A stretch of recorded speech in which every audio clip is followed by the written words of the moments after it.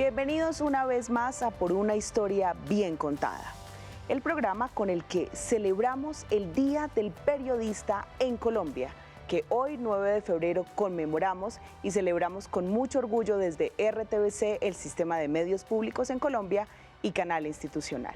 Hoy me acompañan invitados muy especiales de muchos de nuestros canales aliados. Por eso quiero presentarlos para que ustedes, junto conmigo, vivan esta conversación muy interesante en la que conoceremos muchas historias y muchas anécdotas en nuestro Día del Periodista. Iniciamos entonces con Lluís Muñoz Pandiela. Lluís es periodista de la redacción en español de France 24, ubicada en Bogotá. Ha cubierto los eventos más importantes de Colombia en los últimos años, empezando por la pandemia, pasando por el paro nacional, las elecciones generales de 2022 y, por supuesto, lo que ha sido el gobierno del presidente Gustavo Petro. También nos acompaña Alexandra Correa. Ella es de la Deutsche Welle, periodista colombiana desde hace 12 años, trabaja para el canal alemán Deutsche Welle. Presentó noticias en español para América Latina desde Berlín y ahora hace parte de la oficina de corresponsales en Bogotá. Se desempeña actualmente como analista política y económica para el canal en las transmisiones en vivo y escribe reportajes para la página web. Ha publicado en el Washington Post y en Miami Herald. Bienvenida. También nos acompaña en este programa uno de nuestros canales aliados muy cercanos, la RTVE, Radio Televisión de España. Nos acompaña Beatriz Viaño, periodista española, lleva trabajando en RTVE desde 2004. Empezó en la radio para luego pasar a la televisión. Lleva 5 años de corresponsal en Bogotá y otros países de la región, Venezuela, Panamá, Ecuador, Perú. Y en este periodo ha estado a este lado del Atlántico, ha hecho cobertura de las protestas sociales en Colombia, en Perú, en Ecuador, incluso de fenómenos tan tristes como el terremoto en Haití. Bienvenida, Beatriz. Gracias. Y por último, y no menos importante, nos acompaña Carolina Flores Coy, de Telemundo. Ella es periodista colombiana con más de 9 años de experiencia en producción y ejecución de artículos periodísticos y contenidos para televisión. Tiene un alto nivel de experiencia en reportajes de investigación y noticias de alto impacto.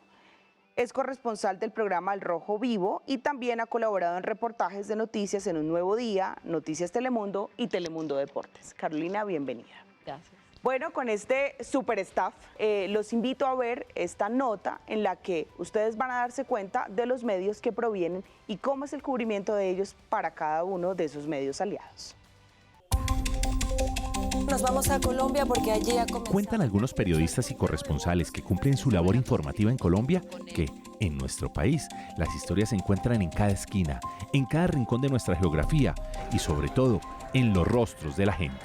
Quien decide dedicarse al periodismo sabe que es un ejercicio de traspasar cada vez más barreras. Con estas lágrimas de felicidad recibieron Son historias, relatos que van desde noticias de coyuntura, deportes, economía, medio ambiente, orden público, hasta crónicas que nacen de lo particular y por sus componentes terminan siendo de interés general. La información puede contribuir a explicar y entender mejor situaciones, encontrar puntos de encuentro y en el que de esa forma también se contribuye al fortalecimiento, sostenimiento, desarrollo de la democracia. Las familias evacuadas de forma preventiva. Hombres y mujeres que dejaron atrás sus familias, su país, para vivir una realidad que día a día los sorprende y los obliga a afinar cada vez más su olfato periodístico para convertirse en los ojos y los oídos de un medio de comunicación internacional en Colombia. En general, el periodismo se ha convertido en un oficio complejo. En algunos casos los periodistas ponen sus vidas en riesgos, en otros casos el riesgo está desde la perspectiva económica y en otros está desde sistemas legales que se van transformando constantemente para impedir el acceso a la información. Las diferentes realidades que se encuentran en cada una de las regiones, la posición geográfica y la importancia de su acontecer nacional hacen que la labor del corresponsal tome un valor significativo y que los ojos de las grandes cadenas de noticias en el mundo hayan pensado en tener a Colombia dentro de su panorama informativo. No sé si existe cierto grado de heroicismo, pero sí que existe una función social indispensable, que es aquella de contarle a la gente algo que otras personas no quieren que sea contado. Estas imágenes relatan... Por más historias bien contadas, por más realidades vistas desde la óptica de los corresponsales internacionales, Feliz día, periodistas. Siempre va a ser mejor un mundo con periodismo. Entonces iniciamos contándole a nuestros televidentes que hoy nos acompañan cómo es la actividad de corresponsal desde Bogotá, desde Colombia, para cada uno de sus medios. Iniciemos entonces con Alexandra. Vale, muchas gracias, Lina, por la invitación, y es un gusto estar con ustedes compartiendo también con incluso grandes amigos como Beatriz, con la que he compartido también parte de mi vida personal en el último tiempo acá en Colombia. Bueno, yo quisiera hacer como una precisión, y es que yo actualmente no estoy como corresponsal, pero sí hago parte de la oficina de corresponsales aquí en Colombia. Anteriormente vivía en Alemania, en Berlín, allá presentaba noticias en español para América Latina, y después de 5 años de estar allá, de haberme sumergido en esa cultura tan linda y tan maravillosa de los alemanes, tuve la oportunidad de regresar acá a Colombia y poder hacer parte de esta oficina de corresponsales. Ya llevamos desde el 2018 aquí en Bogotá, desde donde cubrimos las noticias de Colombia, pero también de la región latinoamericana. Tenemos un corresponsal de turno que viene de Alemania cada año o cada 2 años. Empezamos con esa corresponsalía cada 6 meses, y yo estoy aquí como corresponsal, como periodista fija, periodista local. Cubro más que todo Colombia y me dedico a los asuntos políticos y económicos del país, y hago análisis en vivo para el noticiero que se transmite en vivo desde Alemania para la región latinoamericana. Muy contenta de poder transmitir las noticias de mi país para Latinoamérica. Nuestro público objetivo está en nuestra región latinoamericana. Hacemos un noticiero en español. Deutsche Welle tiene transmisión en diferentes idiomas, en árabe, en inglés, en alemán y en español, por supuesto, que es donde yo estoy trabajando. También me dedico, como tú lo dices, a hacer reportajes en la página web y poder contarle a la gente de nuestra región latinoamericana lo que sucede en Colombia y cómo hay transformaciones sociales desde hace unos años con los cambios, digamos, de gobierno, que he tenido la posibilidad de estar en el cambio de gobierno, para que los argentinos, venezolanos, ecuatorianos, peruanos conozcan más las políticas públicas y los gobiernos de mi país. Y a eso me dedico aquí en Colombia, además de defender los derechos de los niños y de las mujeres en un país donde los derechos de los niños son tan olvidados y tan atropellados. Y creo que es muy importante que los periodistas nos volquemos también a la defensa de los más vulnerables en Claro Colombia. que sí, nuestra responsabilidad social, por supuesto. Beatriz, ¿cómo es ser corresponsal y además la diferencia de horario? Porque allá te piden noticias, pero acá estamos durmiendo cuando allá ya Eso es han iniciado. terrible. Eso es lo que yo peor llevo, ¿no? O sea, el cambio de horario, nosotros tenemos una diferencia horaria con Colombia de entre 6 y 7 horas, dependiendo de la estación del año, porque ustedes no cambian la hora, pero nosotros sí lo hacemos en primavera y en otoño, ¿no? Entonces, por ejemplo, nuestro primer noticiario, cuando el cambio horario es el actual, empieza a las 9 de la mañana hora local. Entonces ahí es un poquito más suavecita la cosa, ¿no? Porque a mí me pueden despertar a las 5:30, 5 de la mañana, pero cuando el noticiario, cuando la diferencia horaria es la del otoño en España, pues entonces a veces me llaman como a las 4 de la mañana. Entonces, esa noche a lo mejor tú te has acostado tarde por lo que sea, y en esas horas ha pasado algo de lo que tú a veces ni siquiera te has enterado. Pues imagínate que ha habido un terremoto y te despiertan ellos para decirte: oye, Bea, ha habido un terremoto, ponte en marcha porque tienes que hacer unas primeras conexiones desde Bogotá y luego trasladarte a la zona donde haya sido X el terremoto, ¿no? Entonces, pues esto es como la ley de Murphy. Siempre te pasa que ese día te has acostado tarde, has llegado a casa a la 1 de la mañana, estás tan ricamente, crees que la actualidad está más o menos tranquila, que vas a hacer un horario de oficina, y de repente a las 4:30 de la mañana, 5, con esa voz de recién levantada que intentas ser un Que poco no se puede suavecita disimular. No, y es como: hola, ¿qué tal? Hablas como un poco más bajito para disimular. Entonces, claro, cuando tú tienes un periodo de que ha pasado algo terrible, como puede ser un terremoto, ¿no? Y tienes una cobertura sucesiva durante varios días en el tiempo, y a lo mejor esa cobertura dura 10 días, 15 días, constantemente esos 15 días te estás levantando a las 4:30 de la mañana para preparar la información, para entrar en todos tus noticiarios, radio, televisión, escribirle algo a la página web, y a lo mejor acabas a las 8 de la tarde hora local con el último noticiario en directo que nosotros tenemos para América Latina, pero luego tienes que dejar la información de los noticiarios matinales del día siguiente. Claro, Entonces, tienes a lo que mejor preparar. te acuestas a las 12 de la noche y te levantas a las 4 de la mañana, estás grabando todo el día. Entonces, el cambio de horario es difícil, ¿no? Sobre todo porque nosotros pues vamos por detrás de España y son ellos a veces los que nos marcan la pauta ahí cuando pasan cosas durante la madrugada, ¿no? Y sobre todo, pues como tenemos esa diferencia que en Colombia no existe, o sea, como en Colombia la hora es todo el año igual, pues yo luego tengo que cambiar el chip también durante las estaciones. Entonces, a veces, claro, cambian de hora los noticiarios. El que ahora es a las 9, a partir de octubre va a ser a las 8. Entonces, claro, a veces tú te asustas porque no te has dado cuenta de que ha cambiado la hora y yo, ¡ay, que llego tardísimo, que se me ha ido la olla, como decimos en España! Y luego, ¡ay, no, tengo una hora, menos mal! Entonces, es difícil. El cambio de horario es un poco complicado, ¿no? Pero al final uno se adapta a todo, ¿no? Entonces nosotros, por ejemplo, estamos en corresponsalías un tiempo limitado, es decir, pues la corresponsalía en países como Colombia o nuestras corresponsalías tienen un límite máximo de 6 años.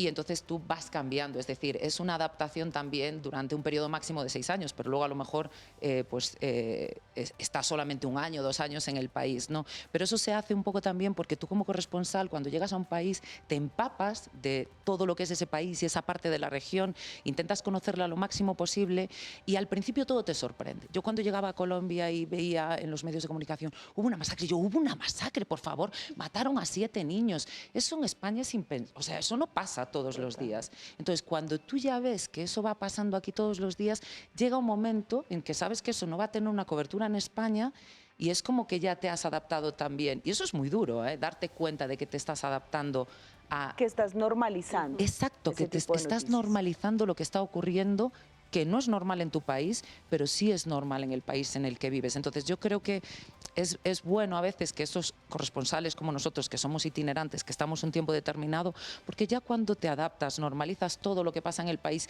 ya nada te sorprende, para bien o para mal, pues lo mejor es que venga alguien con aires más frescos, ¿no? Y que lo cuente con otras ganas y otra manera. Que otra vez se sorprenda. Exacto. Sí, porque también hay que Por contar ejemplo, a partir Beatriz, de la sorpresa. Ella cubre para los espectadores en España. Entonces tú tienes como el horario español como tal, ¿verdad? Claro, tenemos el horario español y luego tienes también que estás comunicando para España. No es lo mismo comunicar para España que para América Latina. Hablamos de una manera diferente, nos comunicamos de una manera diferente. Nosotros, aunque nuestros noticiarios se emiten en los 5 continentes también, o sea, y al final la información se cuenta como se cuenta en España y aquí se consume como la cuentan en España y la información que hacemos se cuenta de distinta manera aquí. Yo veo los noticiarios aquí y obviamente pues no tienen nada que ver con los noticiarios en España. Para empezar, aquí son mucho más largos que en España. Nuestro noticiario dura el más corto media hora, el más largo 50 minutos, incluyendo deportes, la sección del tiempo, la sección de cultura. Entonces hay noticiarios aquí que estás a lo mejor 3 horas conectado a la televisión. Lo digo, Lina, porque, por ejemplo, en el caso de Alemania, de Deutsche Welle, como nosotros transmitimos para la región latinoamericana únicamente, tenemos los horarios de Latinoamérica. Entonces, nuestro primer noticiero comienza a la 1 de la tarde, hora Colombia, entonces los que se trasnochan son allá, los alemanes. Claro. Te ahorras no la nosotros. voz de madrugadora que tengo que Porque poner yo. nuestro último noticiero es a las 8 de la noche Colombia, nos pasa como a ti, que tenemos cambio de horario dependiendo de la estación, pero de 1 hora de diferencia, 8 de la noche, 7 de la noche. Entonces, quienes trasnochan son los alemanes. Cuando yo estaba en Alemania me acostaba a las 4 de la mañana, por ejemplo. Ahí te daba duro el Exacto. cambio. Claro, ahí es al revés. Carolina, en tu caso, ¿cómo es para Telemundo? Es decir, creo que es un caso muy similar al de Alexandra, que estás aquí de corresponsal, manejas otras cosas como la oficina acá. ¿Cómo funciona para Telemundo? La corresponsabilidad de Telemundo es distinta, pues Telemundo es de NBC Universal, pero Telemundo es el canal hispano en Estados Unidos. Es decir, es el primo hermano de NBC. Pero somos solamente de habla hispana. Entonces le hablamos a aquellos mexicanos, a los colombianos, a los peruanos, a todas las personas que se han radicado en Estados Unidos y los horarios pues realmente son muy similares porque yo transmito para las 4 de la tarde hora Miami. Entonces solamente tenemos un cambio al año, bueno, 2 cambios, que pasa lo mismo, pero subimos de 4, nos subimos a las 3 de la tarde. Entonces digamos que Se no adelantan es... 1 hora. Sí, nos adelantamos 1 hora.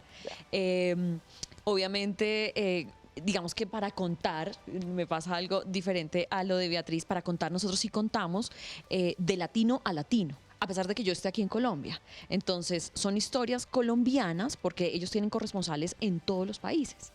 Funciona distinto. Entonces, están los corresponsales en Perú, está en México, hay varios porque tenemos buró en México y en Colombia. Hay que ser claros, y es que en Colombia, pues nosotros tenemos muchas noticias.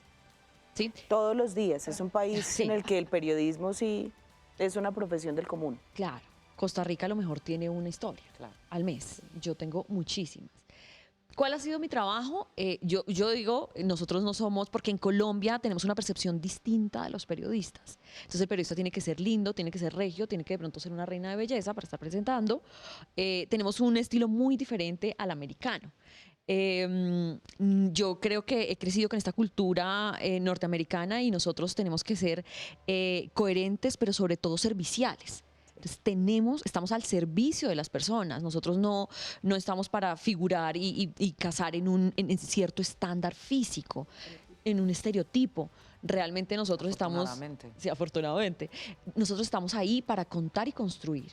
Y he entendido a lo largo de estos 10 años en Telemundo que he trabajado, que cada una de las historias que yo puedo contar realmente ha podido transformar a las personas. Trato de seleccionar, yo soy muy honesta con todos ustedes y con los televidentes, trato de seleccionar la mejor cara. Claro, a veces nos toca hablar de Pablo Escobar, que viene en los 30 años. A veces nos toca hablar Está en nuestra historia. Está en nuestra historia y está en nuestro ADN. Nos toca contar sobre la guerra, nos toca contar, pero yo específicamente trato de proponer historias que construyan país. Porque sí siento que de alguna manera lo que yo cuente en Estados Unidos, que hay mucha población latina, va a marcar digamos que el pensamiento que tienen de Colombia.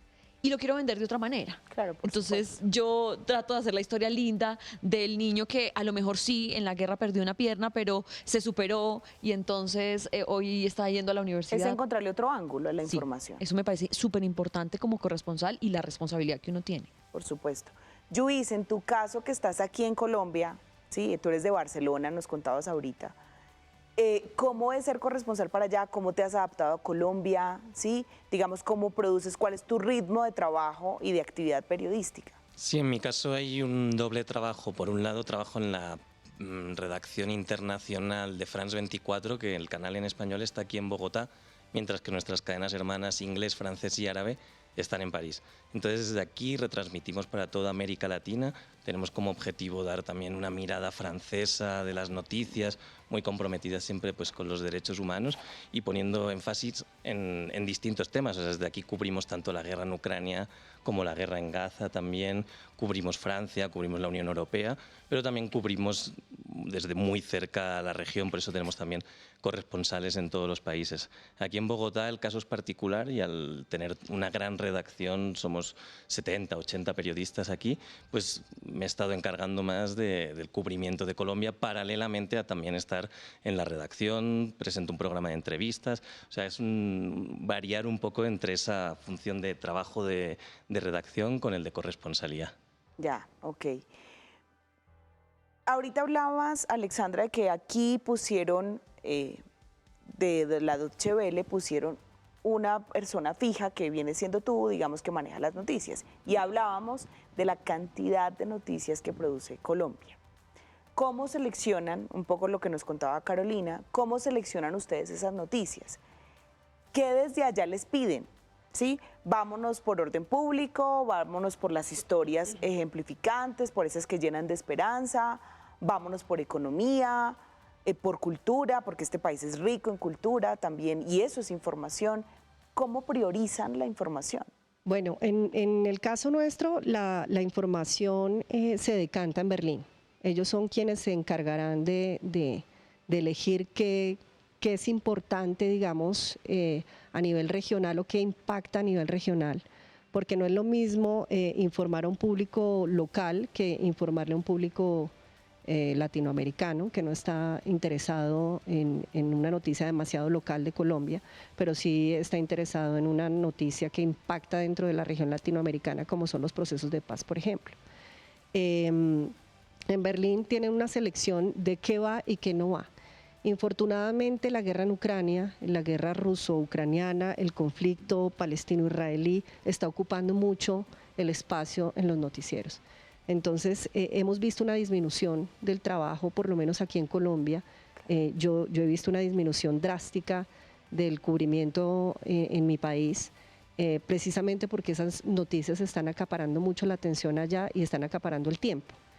Entonces, eso depende de la coyuntura mundial. Depende de lo que esté sucediendo en el mundo y el interés mundial se centra en los temas que ellos quieren elegir.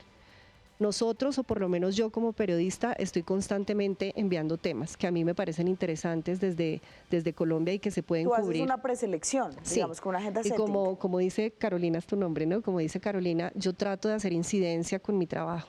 Trato de mostrar la situación de los derechos humanos en mi país para hacer una incidencia y un cambio. Yo considero, y muchos periodistas no están de acuerdo conmigo, que el periodismo solamente informa. Yo creo que el periodismo va más allá de solamente informar. Por supuesto. El periodismo intenta cambiar la realidad de las personas. Crea el periodismo conciencia. crea conciencia, es un contrapoder. El periodismo hace veeduría. El periodismo vela por los intereses de los ciudadanos.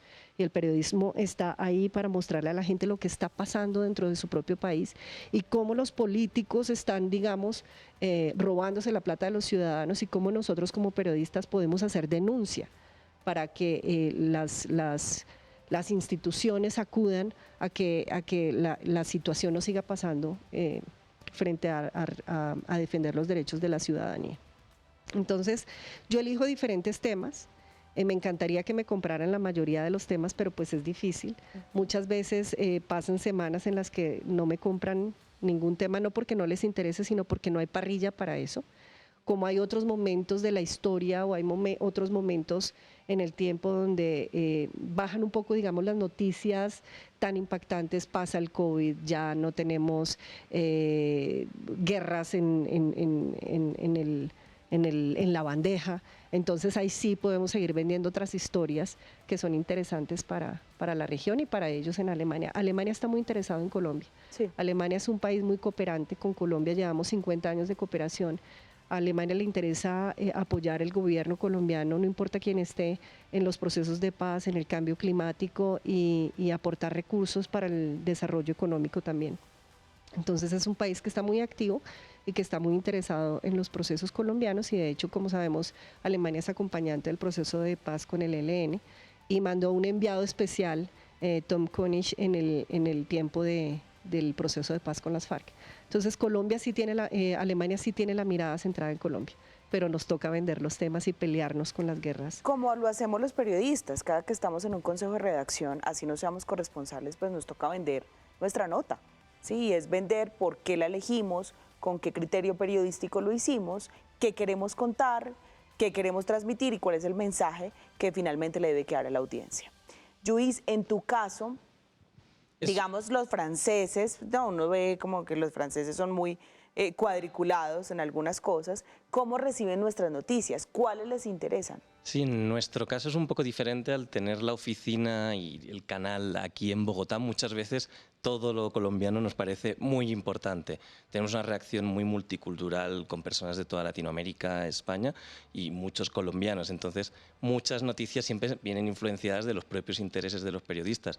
También nuestro director Álvaro Sierra es colombiano, es un periodista de gran experiencia, muy comprometido con todos los procesos de paz, por lo que también hay una mirada desde la dirección y desde la redacción muy importante a lo que pasa en Colombia. Sí que nos pasa que a veces nos toca también pensar, esto que vamos a contar en Colombia lo contaríamos si llega de Perú, si llega de Bolivia, si llega de Ecuador. Entonces nos toca siempre hacer un ejercicio de jerarquizar también la información y, como comentaba Alexandra también, pues ver qué es importante más allá de Colombia, qué le puede interesar a un argentino, qué le puede interesar también a nuestros compañeros de París para que puedan adaptar nuestros contenidos. Nosotros adaptamos contenidos de París en nuestros noticieros, ellos de vez en cuando también adaptan los nuestros. Entonces siempre toca ahí buscar esa jerarquía, discutir qué es lo que más allá de Colombia puede ser interesante. Ok. En tu caso, Beatriz, ¿cuántas noticias puedes mandar para RTVE O sea, lo pronuncié bien. Muy bien. Marcas ahí la V porque VE, yo desde que así vivo se aquí pronuncia. a veces digo RTV y en España me dicen, perdona, RTV, y digo, no, perdón, es Pero RTV. es la forma correcta de hacerlo, RTVE. Sí, O sea, claro, no hay entonces nada que ustedes serían RTVP, Sí, claro. sí. Nosotros tenemos una forma de funcionar un poco parecido a lo que le pasa a la Tata, ¿no? Entonces, es desde Madrid, desde donde se marcan muchas veces las pautas. Y también es verdad que cada vez, o sea, no hay el interés que debiera generar América Latina en nuestros informativos, porque ahora también hay como mucho interés en la información estadounidense. Y yo muchas veces me pregunto, y lo hablo con mis jefes, y digo, pero vamos a ver, ¿cuántos estadounidenses viven en España y cuántos latinos viven en España? ¿No será mejor o no deberíamos dedicar mayor peso a la información latina? Entonces, muchas veces, como nosotros tenemos esos informativos tan cortos, nuestra sección de internacional en el noticiario dura 5 minutos. Tenemos 15 corresponsalías por el mundo. No pueden entrar las 15 todos los días. Entonces, como nosotros tenemos otros canales alternativos a nuestro noticiario fundamental, nuestro noticiario principal funciona obviamente por la actualidad del día. Si aquí hay un cambio político, un escándalo político, un tema social importante para tratar como las protestas, entramos. Pero si es algo de nevera, como decimos, ¿no? Algo que podemos archivar, cosas que vamos ofreciendo, que vamos viendo, pues eso se puede quedar ahí en el tiempo. A veces también depende pues, de la cantidad de información que tengas allí. Si son épocas flojas, va a entrar más información latina que, por ejemplo, en verano y en Navidades, que hay menos trabajadores y menos instituciones funcionando, pues es más probable que ahí puedas colar un tema latino, ¿no? Entonces es más difícil, pero nosotros tenemos muchos canales, otros muchos programas, entonces estamos constantemente produciendo información para esos canales paralelos a nuestro noticiero principal. Nosotros tenemos un canal 24 horas, que es una redifusión de las mismas noticias y que van cambiando, actualizándose cada hora, y ahí nosotros todos los días emitimos la última noticia del día importante en Colombia o en Ecuador, en Venezuela, en la área donde es nuestra influencia, ¿no? O hacemos, por ejemplo, yo soy una periodista de perfil social, entonces nosotros tenemos programas de reporterismo en España y muchas veces yo lo que pretendo o lo que hago es hablar directamente con los directores de esos programas y les ofrezco un tema y les digo, mira, creo que podríamos hacer esto, ¿no? Temas que aquí están muy manidos porque son muy conocidos, pero que en España son la una gente novedad, está, claro, curiosidad. por ejemplo, por poner un ejemplo, el tema de los falsos positivos, ¿no? Entonces, tú con eso, es lo que dice un poco la Tata, con nuestra labor estás construyendo también conciencia social y es una pena, no lo veo tanto en Colombia, en donde la gente es súper amable, el ciudadano siempre está dispuesto a atender a los medios de comunicación, incluso en momentos duros para él, en una historia personal dura, el colombiano te atiende y te abre las puertas de su casa. En España esto es más diferente. Y en España, yo no sé si lo ve así, Luis, yo creo que cada vez también los medios de comunicación son peor vistos, ¿no? Casi siempre se nos acusa de manipulación, entonces casi siempre se ve la parte mala en vez de verse que nosotros también somos importantes, ¿no? Es decir, estamos dando a conocer, sobre todo en televisiones de servicio público, en radiotelevisiones de servicio público como las nuestras, en donde damos a conocer historias, en donde no interesa tanto la audiencia, ¿no? La cantidad de gente que vaya a ver esa nota, sino en dar a conocer una historia, aunque afecte a 50 personas, ¿no? Que eso no lo contaría otra televisión privada, ¿no? Y a veces yo digo, jo, me estoy esforzando, estoy contando esta historia que no le interesa y luego recibimos como muchas veces muchas críticas por redes sociales o ay, mira, mira cómo ha contado esto. O, siempre estamos en el ojo del huracán. Sí, siempre estamos en el ojo.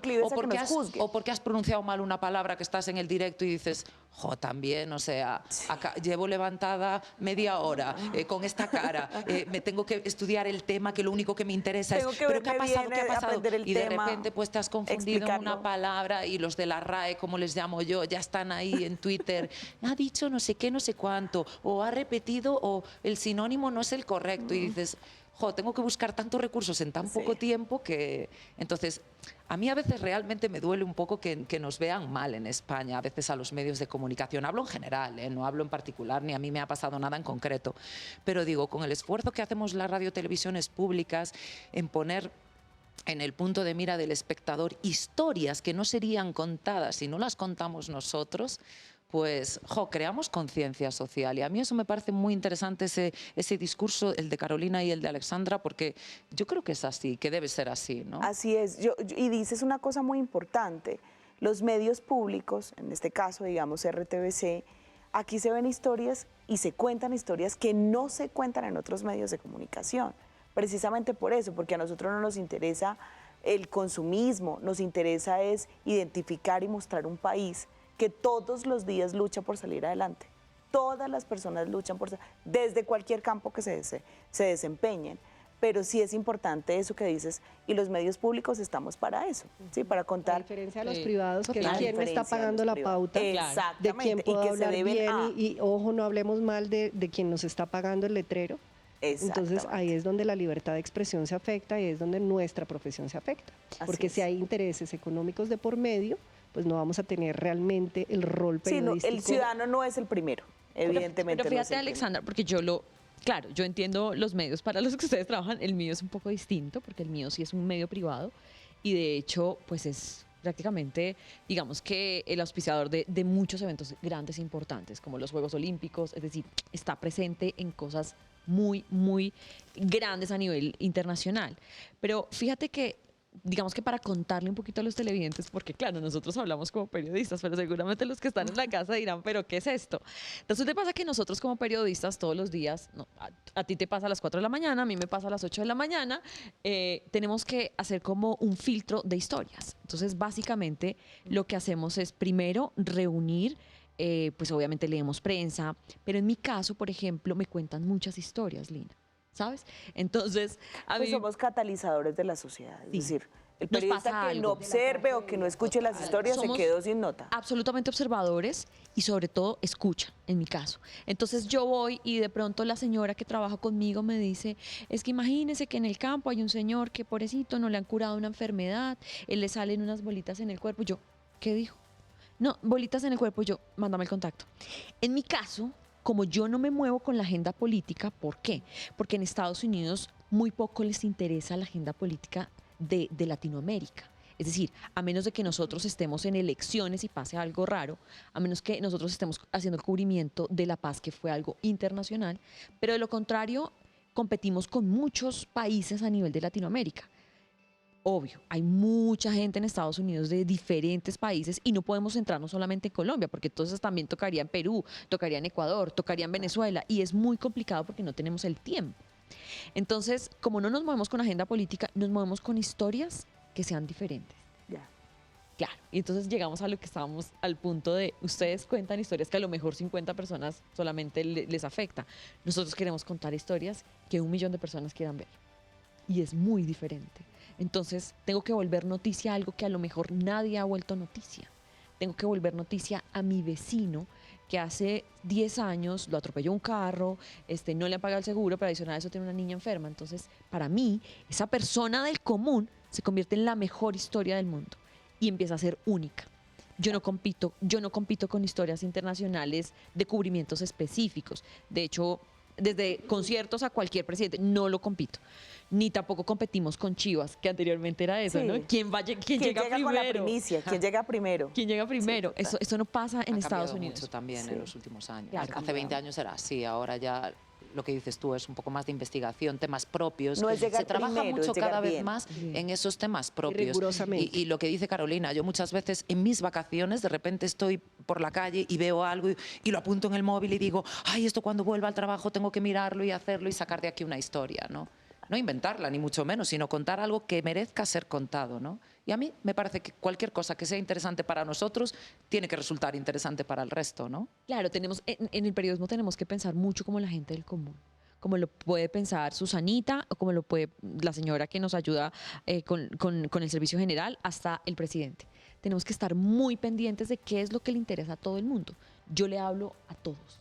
Yo le hablo a la persona que está viendo su celular a diario, como al joven que acaba de llegar de la universidad. Entonces, ¿cómo hago para llamar la atención de todo el mundo y que eso que yo estoy contando pueda voltear una mirada, pero sobre todo pueda generar un cambio? Porque también no es solamente el tema y elegir el tema en el Consejo de Redacción y que en Estados Unidos nos aprueben ese tema, porque me pasa lo mismo. Son 50 personas y entonces todos tenemos que ponernos de acuerdo y dice, bueno, listo, va el tema de Carolina Flores en Colombia. Ok, pero ¿cómo lo voy a terminar contando yo? Una cosa es que yo proponga, no sé, el hombre que, por ejemplo, que esa historia me encantó, el hombre gato, que escala las alturas sin cuerdas, ¿sabes? Yo lo puedo contar como el hombre está loco. Cada vez que se sube puede estar arriesgando su vida y se puede matar en cualquier momento, ¿sabes? Pero yo como desde mi posición de periodista, pero sobre todo desde mi ética, voy a contar algo que para mí no solamente puede llegar a ser arriesgado, sino que es único. Este hombre se compara con cualquier gato del mundo y es capaz no solamente de tener su atención en la roca que viene, sino en poder llegar hasta la cima y poderle enseñar a muchos jóvenes como él que los retos existen, pero que se puede llegar. Así es. Yo creo que hemos dicho cosas muy interesantes. Tú lo dijiste, Carolina, eso de hacer atractiva y convertir en noticia algo que es una historia del común. Hemos hablado de la conciencia que debemos crear los periodistas, que es más allá de nuestra responsabilidad de informar, de lo que significa la primicia y lo que ya ahora es mejor llegar bien, así nos llegues primero. Y de saberle hablar y a quién le estoy hablando y qué tipo de información le interesa. Hemos contado cosas muy chéveres de lo que hacemos todos los días en nuestro diario vivir, pero ahora vamos a pasar a un tema que ronda mucho, que mucha gente lo comenta, que pueden no saberlo, pero que la gente se atreva a opinar. Y es básicamente el drama y el problema con el que tenemos que lidiar ahora los medios de comunicación y las falsas noticias. Las fake news, que todo el mundo lo pronuncia, pero más allá de saber cifras y eso no. Estuve leyendo antes de esto, por supuesto, uno tiene que prepararse.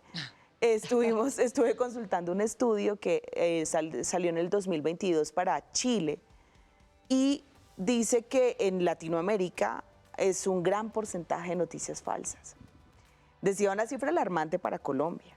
El 53%, imagínense eso, de las noticias pueden ser falsas. Es muy grave para nuestra profesión y sobre todo para nuestro diario vivir.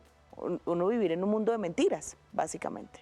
Entonces, desde su experiencia periodística, desde su formación, ¿cómo creen ustedes que podemos decirle a los televidentes que nos acompañan hoy cómo descartar o por lo menos inferir que una noticia puede ser falsa? Que hay que reconfirmarla, que tiene que buscar más información al respecto porque le están diciendo una mentira. ¿Cómo creen ustedes? ¿Cuál consejo le darían a un televidente o a alguien que consuma diariamente los medios de comunicación? Yo creo que la reconfirmación siempre es clave, sobre todo muchas veces por internet o por WhatsApp o incluso en TikTok llegan muchas noticias y si la ves allí te llama la atención, pero no acabas de estar seguro. El espectador también es inteligente y tiene que dudar de sí mismo, como dudamos siempre de nosotros mismos los periodistas, porque, pues, por ejemplo, en nuestro caso en France 24 trabajamos con distintas fuentes para poder dar una información, desde las agencias, trabajamos también con los corresponsales, trabajamos con fuentes directas y trabajamos, por ejemplo, me acuerdo del pasado año cuando el presidente Gustavo Petro dio la noticia del rescate de los niños, la mayoría de medios publicó que habían sido encontrados. Nosotros en ese momento fue como, ¿lo publicamos o no?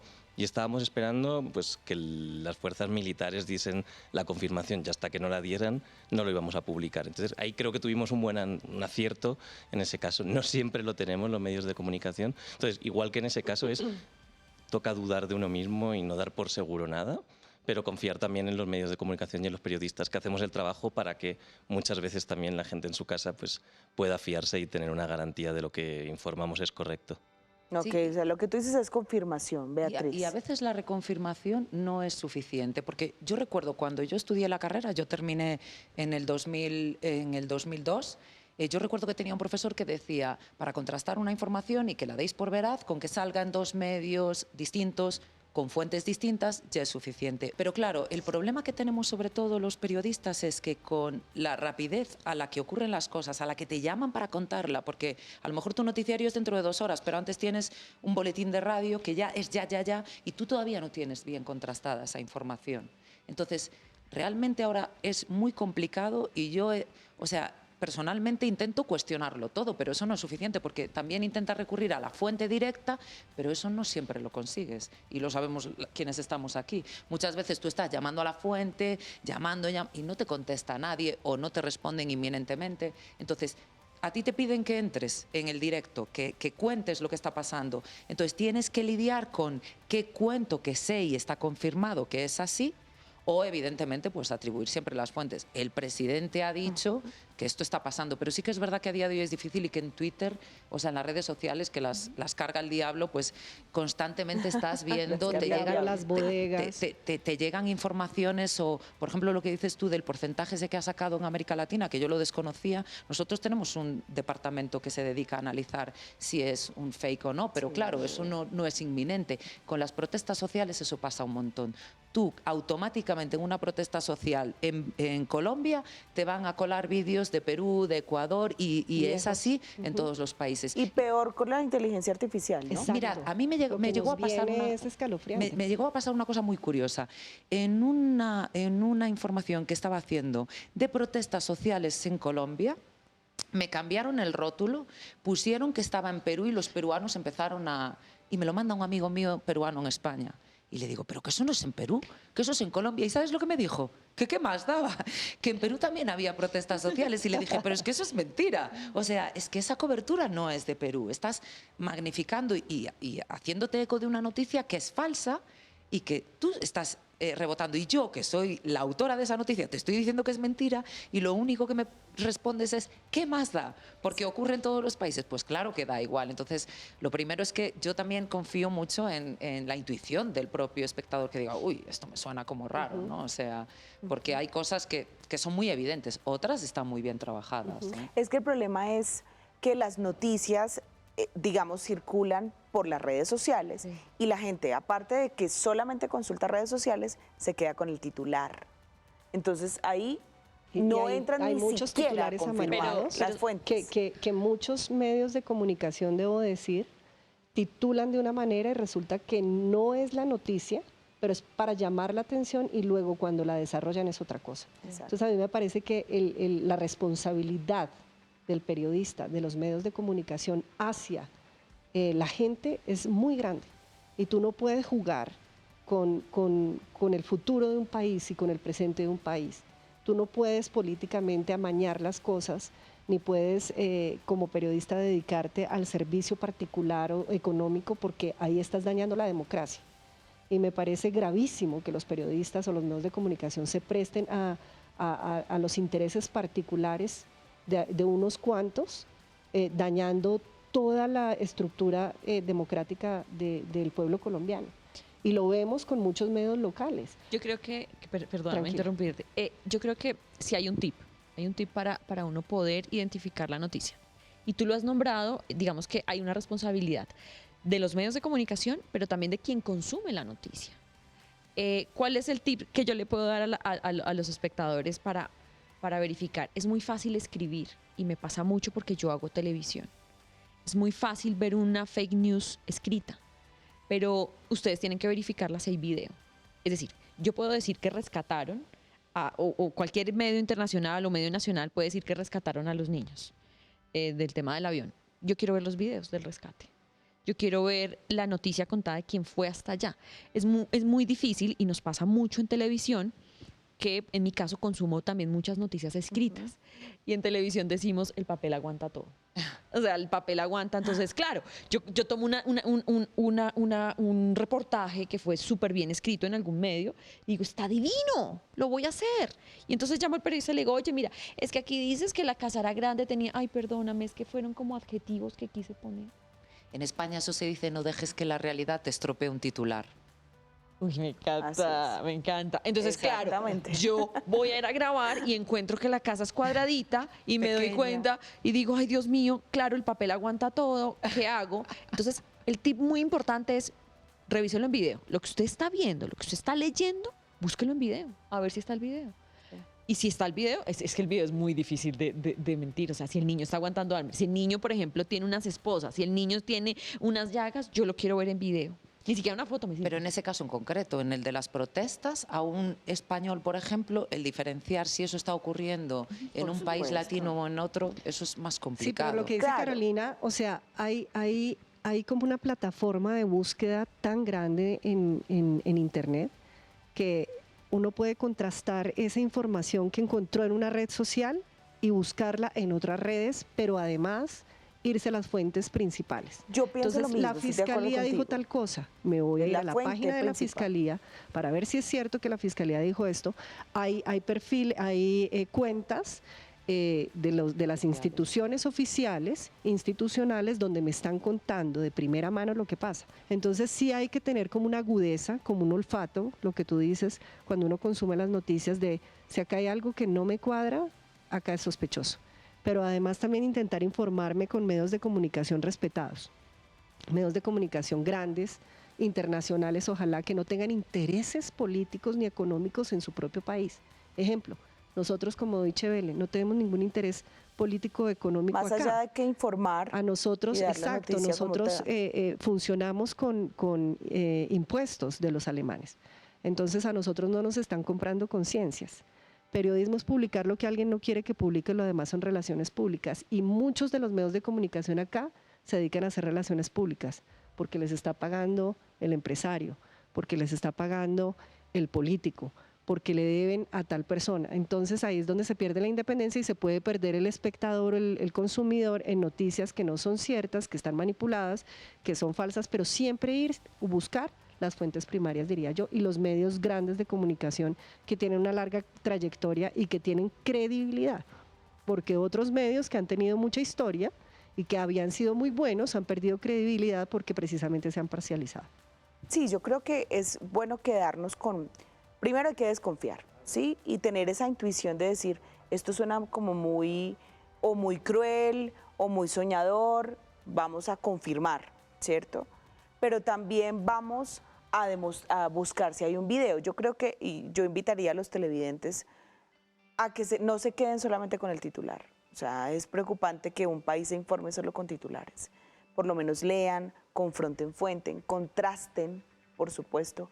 Esto salió en este medio de comunicación grande, pero en este también salió qué fuente me complementa. Y creo que ahí podemos estar bien informados. Otro tip es fijarse en las fechas. A veces tenemos unos videos que puedes detectar y de repente abajito está la fecha. Entonces esa es una clave para uno decir, no, este video es viejo. Sí, o manipula. Yo creo que hoy en día es difícil tener garantías, o sea, no solamente para el espectador, es que para nosotros mismos como periodistas nos enfrentamos día a día a ese tipo de situaciones, ¿no? Y es difícil para nosotros, más difícil es para ellos que no tienen el acceso a la fuente, que tú por lo menos tienes ahí los teléfonos de los gabinetes de prensa, llamas y es esperar a que te respondan, ¿no? Pero yo creo que es complicado y me parece muy bien el estar siempre, intentar desconfiar casi de todo. Y la rigurosidad, no solo para los que hacemos nuestra profesión, sino para quien recibe esa información. Hay que ser rigurosos. Responsables, bueno, sí. Ahora nuestro programa se llama Por una historia bien contada, ¿sí? Entonces, muy brevemente quiero que me cuenten, por favor, cualquier anécdota que ustedes hayan tenido para lograr la super historia, una historia bien contada. ¿Qué han hecho por una historia? Luis. Siempre toca hacer muchas cosas para encontrar una historia.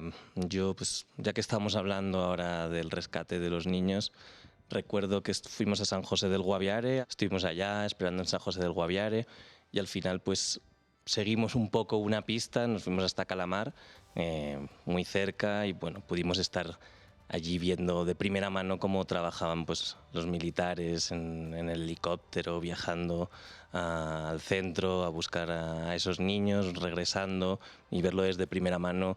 Incluso hubo en un momento un nuevo amago de que habían aparecido, creo que eso fue casi a diario, y en ese momento fue como, uy, vamos a estar aquí solos con esta, que en ese momento exclusiva, es la que se me ocurre ahora, pero yo creo que una historia bien contada siempre tiene que tener pues, un compromiso con la información, con la verdad, también con un poco de pasión, ¿no? Tiene que haber pasión y que lo que a ti te emociona, que es un poco lo que estaba comentando antes Carolina, Beatriz y Alexandra, también si te emociona a ti va a emocionar a más gente y eso es muy importante. Y también ser muy honesto y saber ver y calibrar si esa noticia puede afectar a otros o no. No todo vale tampoco. Calibrar, buen término. Qué interesante. Alexandra, ¿qué has hecho? ¿Cuál es la historia que dices tú? Por esta historia hice 1000 cosas, por esa historia, por contarla bien. ¿Y cómo crees que debe ser una historia bien contada? Una historia bien contada debe conectar, ¿no? Debe conectar a esa persona que está leyendo, a esa persona que la está viendo. Una historia bien contada debe transmitir también el sufrimiento de las víctimas. Yo soy autora de la investigación Instituciones a la medida de los victimarios de la niñez aquí en Colombia, por la que he sufrido acoso judicial, he enfrentado más de 7 acciones judiciales en mi contra, duré años investigando, pude publicar en el 2022, luego tuve otras publicaciones y con estas publicaciones tuve años de acompañar a las víctimas, años de escucharlas a diario, de preocuparme mucho por la situación de la niñez, de preocuparme cómo el sistema de familia en Colombia está viciado, cómo hace falta capacitación en violencias basadas en género, cómo hace falta que la mujer sea reconocida como sujeto de especial protección constitucional, asimismo sus hijos.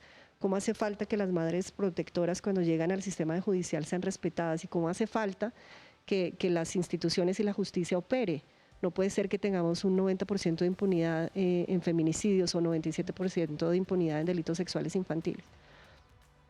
Creo que esa fue la historia o esa investigación fue la que más me costó, con la que más he llorado, que como dice mi amiga y colega Beatriz, es que Tata, a ti te duele demasiado las historias, tú te metes de lleno y es verdad. Yo me meto de lleno y me vuelvo casi que activista por la niñez, porque veo que un país donde todo aguanta en papel, donde vemos que todo está en la Constitución y tenemos unas leyes robustísimas en defensa de las mujeres y de los niños, la Ley 1257 del 2008 garantiza los derechos de las mujeres, la Constitución pone el derecho superior de los niños por encima de cualquier derecho y a la hora del té no es cierto. Aquí la presunción de inocencia de los adultos siempre está por encima de los derechos superiores de los niños. Entonces, esa historia, que creo que al final terminé contándola bien, hizo incidencia. Y el ver que la Corte Constitucional proscribió después de la lucha con las madres y el colectivo de Yo Sí Te Creo fue para mí un triunfo enorme. Y ahí es cuando uno se da cuenta que el periodismo vale la pena. Y para mí esa fue una historia bien contada. Muy bien, muchas gracias. Beatriz, ¿qué has hecho, digamos? Ya nos has contado que tienes que cambiar la voz para que no noten que estás recién levantada, pero ¿qué has hecho por conseguir la historia que tú dices, esta historia doy todo por ella, la voy a contarle al mundo qué significa? ¿Qué has hecho? Yo creo que muchas cosas, ¿no? O sea, en mi caso, por ejemplo, pues me he metido desde en la jaula con un tigre, me he colgado de una pared, de una fachada, para ver cómo era tan duro hacer trabajos verticales en edificios, obviamente otras cosas mucho más serias. Yo recuerdo en concreto un reportaje que hicimos hace años para Informe Semanal, que es un programa de reporterismo de los más antiguos que hay en España, ¿no? Que tiene 50 años, y viajamos a Mozambique con el ciclón Idai en el año 2019. En el momento en el que nosotros viajamos ya había 2000 muertos y yo quería contar la perspectiva por tierra, mar y aire. Entonces, las autoridades, los militares, no nos querían llevar por mar a ver una zona que había quedado completamente aislada. Y yo quería ir a esa zona porque quería ir por mar a ver las zonas que se habían quedado aisladas, que no tenían manera de recibir comida. Se les mandaba en helicóptero, nos subimos a un helicóptero para llegar a esas zonas, pero yo luego quería hacer la travesía por mar y por río, ¿no? Entonces había que cruzar un poco de mar, en donde había tiburones, y luego meterte en un río en donde había cocodrilos. Entonces, como no nos querían llevar, yo me fui al puerto y cogimos a gente allí que tenía unas barcas y dijimos, ¿cuánto cuesta el pasaje para acompañarles a ustedes a esa zona? Entonces, bueno, pues lo que nos pidieran, que yo no recuerdo cuánto era, y les dije, ¿a cuánto estábamos? Y me dice, no, a 1 hora y media. Nos subimos a la barca, éramos el cámara, la realizadora, el sonidista y yo, 4 más los que iban, que llevaban comida para sus familiares que se habían quedado aislados. Dije, bueno, 1 hora, venga, vámonos. Un calor horrible, no sé qué. Entonces llevamos 1 hora en la barca y digo, pero no era 1 hora, ¿cuánto queda? Y dice, ainda queda, hablaba en portugués.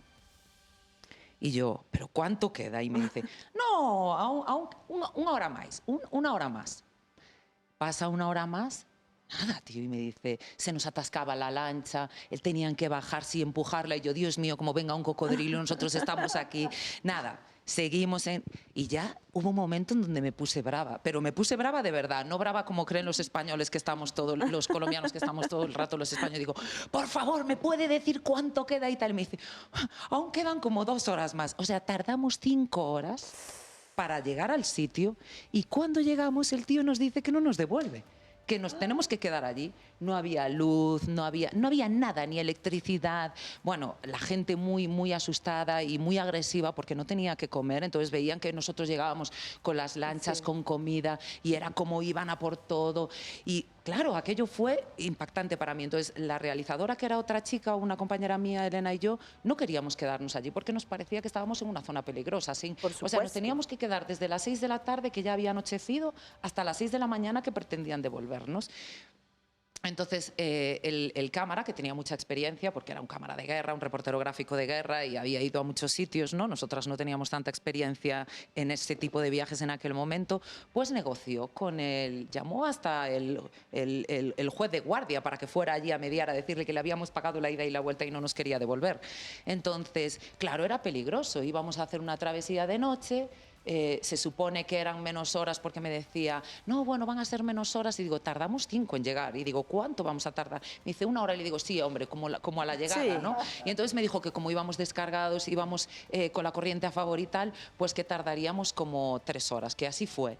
Íbamos con los teléfonos móviles alumbrando la travesía. Y yo decía, Dios mío, viene un cocodrilo por aquí. Pero nos pasó que fue una noche espectacular. O sea, no nos funcionaba el teléfono satelital.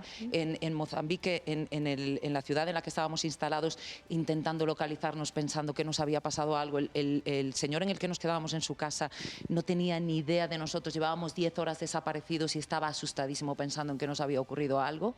Y esa noche íbamos en esa barca ya solo los 4, porque los demás se habían quedado allí, y era un cielo despejado.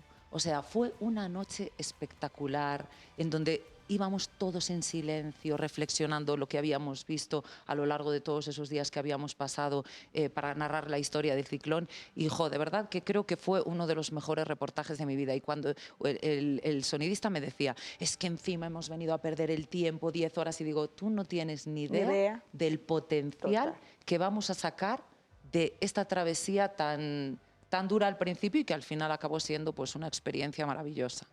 Bueno, muy bien. La insistencia por conseguir esa historia y por contar las historias completas, ¿no? La pasión, ¿no? La pasión. Justo lo que yo te decía, Lina, que a uno le paguen te tiene por ser que marcar feliz, a ti, sí. Y que yo a veces a la quiere. Tata le digo, es que te afecta demasiado. Y digo, pues yo cuántas veces he llorado por historias que me han contado. Yo lloré en ese ciclón, o sea, te emocionas constantemente. Perdí la voz incluso el día antes de tener que leer la nota, y yo era como, tengo que leer un reportaje de 15 minutos, me he quedado sin voz y estuve un día entero sin hablar. Para el día siguiente dije, tiene que salirme la voz, y era emocional. O sea, no me salía la voz de todas las experiencias de lo que me había contado la gente que había muerto, que se habían quedado atrapados, que se echaban encima de nosotros porque no tenían que comer. O sea, entonces es muy bonito cuando yo llevo 20 años en esta profesión, ¿no? Yo quiero que me sigan emocionando, si no tengo que dejar de ser periodista. Sí, todos los días nos tenemos que emocionar. Eso es muy lindo. Me pasa lo mismo. Yo he tenido que escalar, he tenido que estar en una pendiente, por ejemplo, en unas hamacas sobre el aire. Yo no sé si las conocen en Medellín, que tienes que ponerte una polea. Okay. Pero hay 3 historias muy interesantes. Solamente voy a expandirme en una de ellas. Una es nacida entre el bazuco, una niña que nace. Voy a hacer un reportaje un día y está una muchacha consumidora, una joven consumidora, está embarazada a punto de dar a luz. Y la saco de debajo del puente y a los pocos días da luz. Y lo que me duele es que regala al bebé. Yo le hago un seguimiento. Esa historia para mí fue terrible. Otra que se llama La niña piel de mariposa, que con ella conseguí muchas cosas, o sea, ayudé a esta niña, la niña ya falleció, pero en su momento le hice como 3 o 4 historias a ella de muchísimos ángulos y logramos cambiarle y mejorarle su estilo de vida. Y para mí esa fue una historia muy bien contada. Pero sin lugar a dudas, la que más me ha impactado fue Prostituta por un día, que es lo máximo que he hecho, vestirme de prostituta, salir a las calles, ir a la calle Santa Fe y vivir la experiencia durante una semana. Una semana. Wow, con las trabajadoras sexuales. Esta fue una historia que le dio como la vuelta a Colombia y bueno, también me llamaron de otros medios para que contara la historia, porque empiezo yendo los primeros días y a preguntarle a las trabajadoras sexuales por qué están, ¿no? Yo quería saber sus historias de vida y de repente una de ellas me dice, bueno, ¿y por qué no te alistas? ¿Y por qué no te maquillo? Y entonces, claro, me empiezan a alistar como al tercer o cuarto día y me ponen un vestido y luego me dicen, pero baja conmigo. Y claro, yo bajo con ellas a donde están los clientes y ustedes tienen que ver el reportaje porque como que me dice uno de ellos, ¿y cuánto cobras? Y yo, ¿cuánto cobro? Yo no sé cuánto cobrar. Entonces, ver cómo el mundo real de las trabajadoras sexuales en Colombia me pareció muy fuerte. En algún momento salgo a la calle, creo que fue en el día 4, aunque la historia está contada como si fuera un día, realmente no fue un día. Como el día 4 o 5 salgo a la calle y obviamente había puesto una camioneta blindada para que me grabara. La camioneta estaba oscura y una de ellas se acerca muy de frente a la camioneta y se da cuenta que nos están grabando. Y yo estaba en la esquina disfrazada de trabajadora sexual con un vestido cortito y con una trabajadora real. Cuando yo miro y dicen, nos están grabando y veo que le tiran a la camioneta unos bloques de este tamaño y digo, me van a matar. Se van a dar cuenta que soy yo. Yo tenía una GoPro aquí en el pecho, porque a mí me encantaba hacer Real TV. Entonces yo quería las impresiones reales de las personas. ¿Sí? Yo no quería... Sí, tú no querías esta historia de que están prevenidas y organizan, no, mostrar la realidad. Mostrar la realidad. Además que yo estudié actuación y yo decía, ¿en qué momento puedo unir la actuación con el periodismo? Y fue ahí, haciendo como de prostituta por un día o de minera por un día, donde realmente entraba en el personaje y yo quería vivir y comer como ellos y hacer lo que ellos hacían. Y esta fue una experiencia dura, porque cuando veo que le están tirando estos bloques a la camioneta, digo, me van a matar. Hasta que llegué.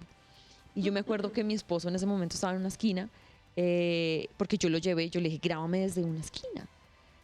Y él ve que se me empiezan a acercar como las trabajadoras. Dije, Dios mío, me van a matar y ya nadie va a saber. Dios mío, ¿quién me va a sacar de acá? Yo no fui con policía, no fui con nadie, fui sola. Y solamente con el camarógrafo que estaba en la camioneta le tiran piedras y sale y se va. Y solamente queda la otra persona que me estaba esperando en la esquina, que era en ese momento mi pareja. Y dije, no sé qué hacer. Entonces ella me dice, quédate quieta, que no nos están diciendo. Entonces me dijo, no. Entonces la que estaba conmigo dijo, no nos están grabando. Obviamente no nos están grabando. Y yo quedo pálida y dije, Dios mío, que pase lo que tenga que pasar, pero aquí no sé, me va a quedar quieta.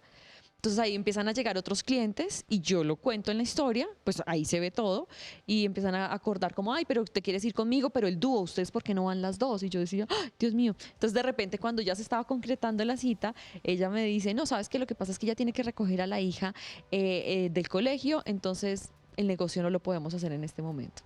Y ahí se acaba la historia. Pero ha sido lo máximo y digo, mucha gente me ha dicho, ¿lo volverías a hacer? Y digo, ni loca.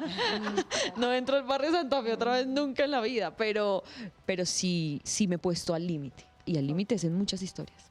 Eso también es pasión y riesgo.